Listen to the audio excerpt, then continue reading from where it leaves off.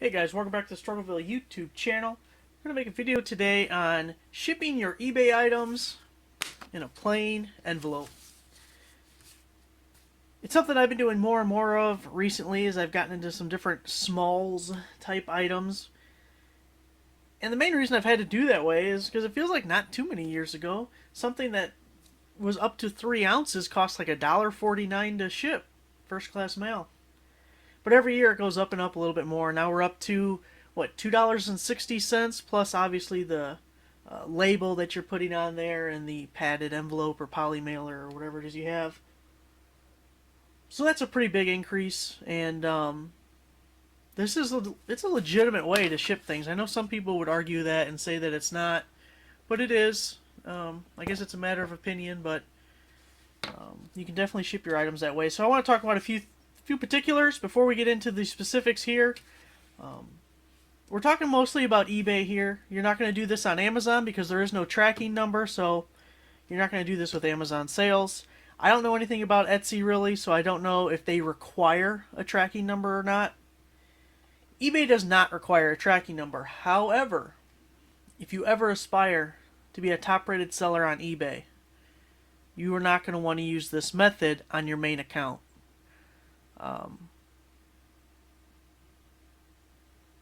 You are better off creating a second eBay account that just deals with these kinds of things, if this is a route you're going to go.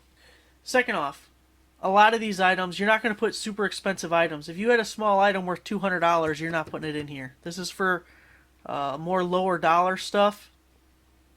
So this method is for more lower dollar stuff, which means you are going to probably want to sign up for a PayPal micro payments account.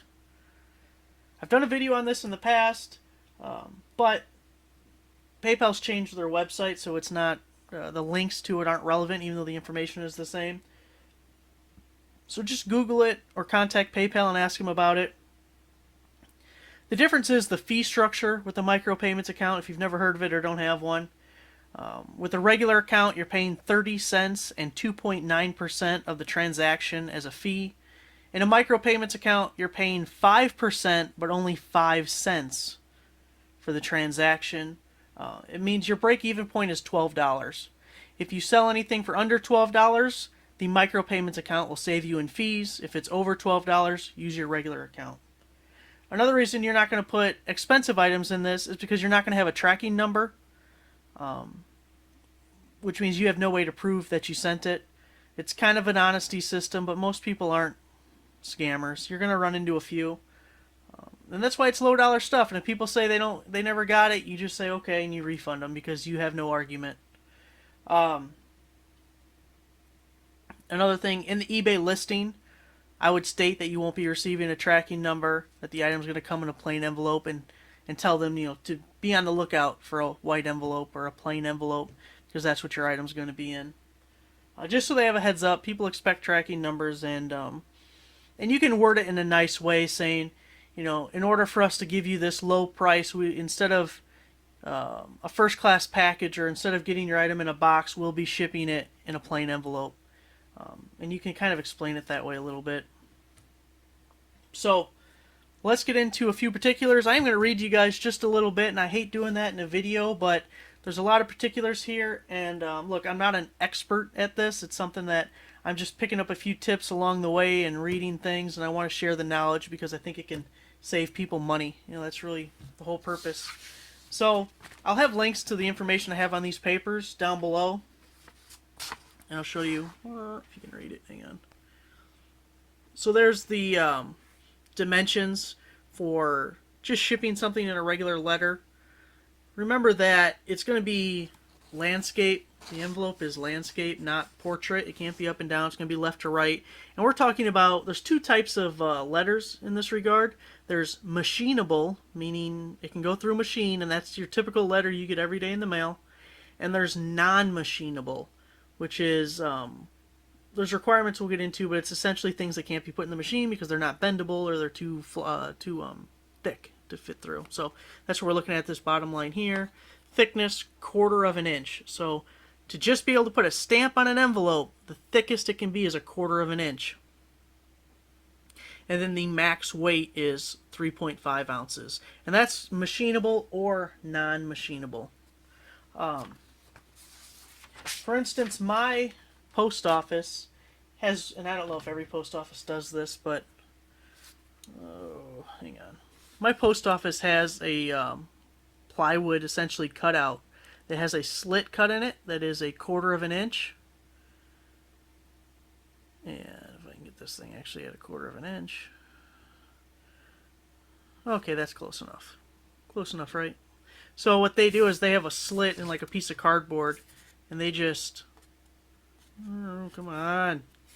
They just slide the envelope through, and if it can make it all the way through, then it's fine. If it's too thick, then it has to be non-machinable. So let's look at, it's getting focused. So let's look at postage rates for a letter that is machinable, which means it's flexible and there's nothing in it that makes it more than 1/4 of an inch thick. So here we go. These are the rates. Let's see. Come on. Focus. Focus. Okay. So up to 1 ounce is 49 cents. It's one regular stamp. Just one of these guys, right? So we get to 2 ounces. It's an extra 21 cents.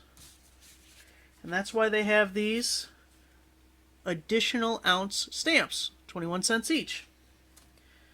You get to 3 ounces. 91 cents. Another additional ounce. 3.5. You're up to 112. So you can see it's a 21 cent increase each time. Now, this 21 cent stamp is the same thing as a non-machinable stamp. To make something non-machinable is an additional 21 cents. So for instance, if I was going to ship something that was 2 ounces and non-machinable, I would put a regular stamp, and then I would put an additional ounce stamp for the second ounce, and then I would put an additional ounce stamp to make it non-machinable. So hopefully that makes sense. Now, for a regular letter type item that is machinable, that all it's getting is one of these suckers slapped on it. Oh, I'm blurry again. Wish this thing would do it automatically. So, an example of something that I would ship, obviously not in this case, but a football card. This is actually signed by Peyton Manning. I mailed it to him when I was like 12 years old, and he was a rookie, and they mailed it back to me signed, which was kind of cool. Made me a Peyton Manning fan to this day. And I don't know if he actually signed it. I never got it authenticated. I'm just assuming he was a rookie. So, anyway, let's say you're sending a football card. I wouldn't just put it in an envelope, and I wouldn't put this one in there because it'd be expensive enough that it should go first class. But just the card itself, not including the case. I've never sold a football card, but if I were to sell that one, what I would do is take 2 index cards. I would put tape around the perimeter, and then slide this puppy between the two and tape the last side, and that would protect it a little bit. It serves another purpose. This isn't a good example, but this is like a little emblem to a car. And what I was having a problem with, I sold a bunch of stuff, and I had to give a bunch of refunds out, and I had a lot of problems because, let's say we put this in the envelope. So it's not thicker than 1/4 of an inch, but it causes a bulge. I don't know if you can see, but it causes a bulge in the envelope. So what happens is when the machine is reading your envelope, it's going through, and it's going to hit this bulge, and it's going to push. Of course, I don't know if I can, but it's going to push this item here, and it blows out the back of the envelopes. So I had a bunch of people saying that they were receiving empty envelopes, and I tried doing all sorts of things. I'd take a piece of paper, I'd fold it like this, you know, like you fold a letter, and then this different item, but I'd put it in the middle, and then I would fold in the ends to try and, you know, keep it together. I even taped this. Apparently, I didn't know at the time, but I tried putting tape around the edges. You're not supposed to do that, I guess. That didn't work either, and it just always ripped a hole in the envelope, and that's what it's doing. It's grabbing it and then pushing it through the back. So putting it in these note cards, instead of it having like a rigid edge, it gives it more of a like a buffer, kind of, like a more gradual increase in thickness. And since I've started doing this little note card thing, I have not had one thing, no, not one complaint, not one, the envelope was empty or I never got my package or anything like that. So this is really good to do with machinable pieces that are going to have some kind of object in it. Now let's go on to non-machinable. So remember, non-machinable, if it was under an ounce, it's one of these guys and one of these guys, right? Because you're paying for the postage and you're paying for it to be non-machinable.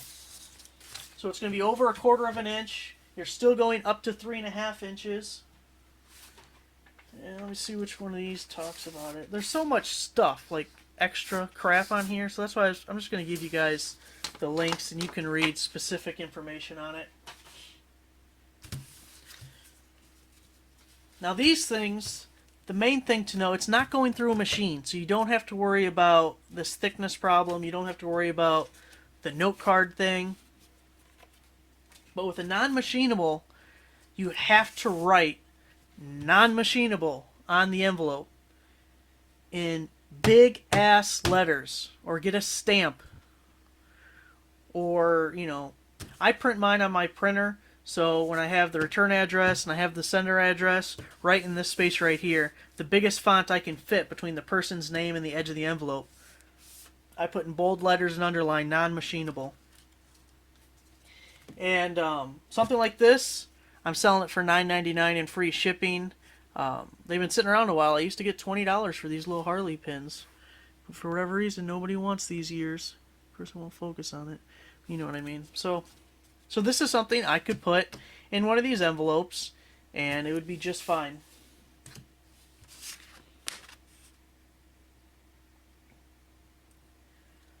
So I think that's all I have for the machinable and non-machinable. Just remember, with non-machinable, it becomes non-machinable if it's not flexible. Like, this is a bad example. If this was a pen, pretend these are a pen.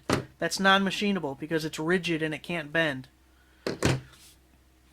So, if it's rigid and not bendable, or if it's over 1/4 of an inch thick, you're going non-machinable.